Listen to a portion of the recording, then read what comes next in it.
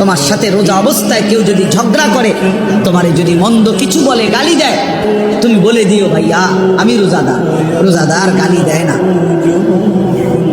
রোজাদার ঝগড়া করে না ভাই, রোজাদার নাফরমানি করে না। ফালিয়াকুল ইন্নী ইমরুউন সাইম। নবীজি বলেন বলে দিও তুমি ভাইয়া আপনি আমার আরো অনেক কিছু বলতে পারেন, আমি রোজাদার, আমি রোজাদার। আর টাকা পয়সা লাগবে না বন্ধু, এই ছবিটাকে ভালো লাগলে লাইক সাবস্ক্রাইব করে দাও। রাসূলুল্লাহ সাল্লাল্লাহু আলাইহি ওয়াসাল্লাম বলেন লাইসাল মুমিনু বিত্তাআন ওয়ালাল লাআন ওয়ালাল ফাহিশ ওয়ালাল বাদি।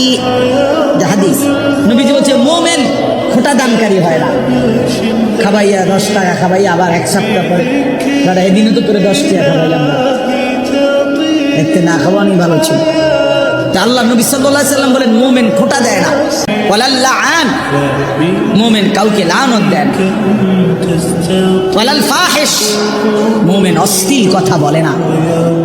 ওয়ালাল বাদি, মুমিন নোংরা চরিত্রে হয় না।